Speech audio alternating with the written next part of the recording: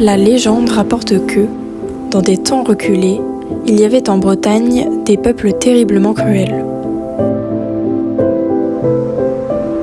Ils étaient si pauvres qu'ils allumaient, dit-on, des feux sur le sentier des douaniers afin de tromper les navires proches de la côte et provoquer leur perte.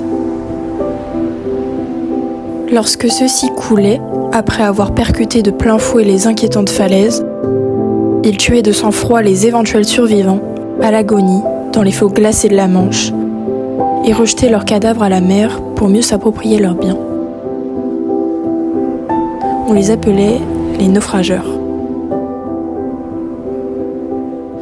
Non loin de là où je me trouve, aurait sombré il y a des années de cela, un navire autrefois connu de l'US Navy, puis acquis par la marine française.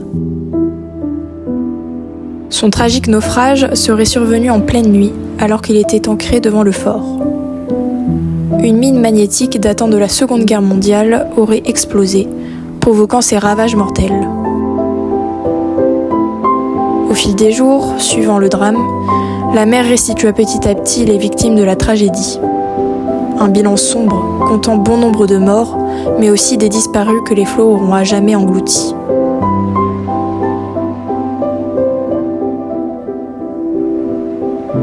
Une histoire cruelle, mais bien loin des légendes de naufrageurs et autres récits du folklore liés au monde maritime. Ce mythe des naufrageurs a très probablement pour origine les cas réels de nombreux pillages de navires échoués par erreur ou par malchance. Finalement, aucun document scientifique ou historique n'atteste de ce type de pratique, bien que les légendes de cet ordre se retrouvent dans de nombreuses cultures du littoral. Certaines œuvres littéraires font état de naufrages organisés pour attirer les navires la nuit près de la côte et des dangereux récifs en faisant un feu ou en éteignant les phares. En réalité, les naufrages sont souvent le fait de la fatigue ou des erreurs de navigation des capitaines.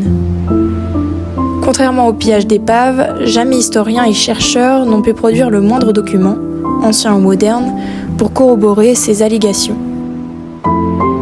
Ce mythe aura été propagé par des écrivains et surtout popularisé par la littérature romantique, qui ne fait que reprendre les récits fantasmés de voyageurs. En revanche, cette figure du naufrageur, à l'image des légendes de vaisseaux fantômes, semble participer à l'imaginaire de sociétés très différentes. En Bretagne, au Royaume-Uni, mais aussi en Amérique du Nord, en Afrique ou au Japon.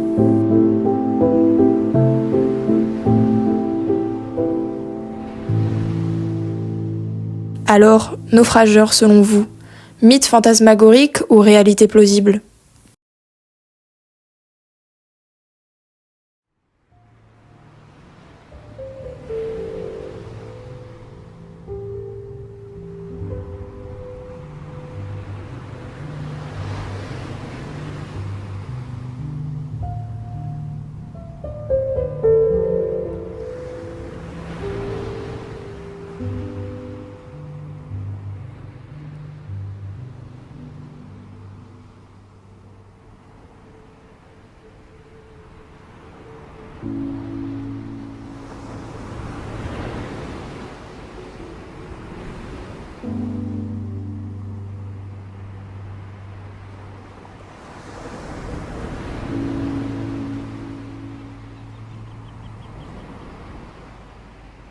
Sweetheart,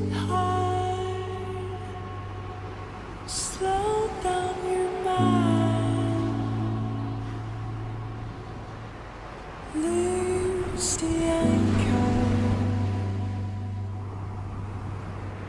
leave it all behind. The highway is calling you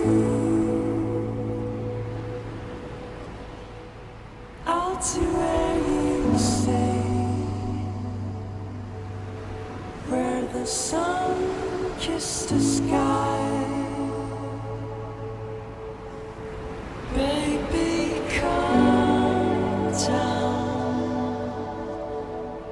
fly.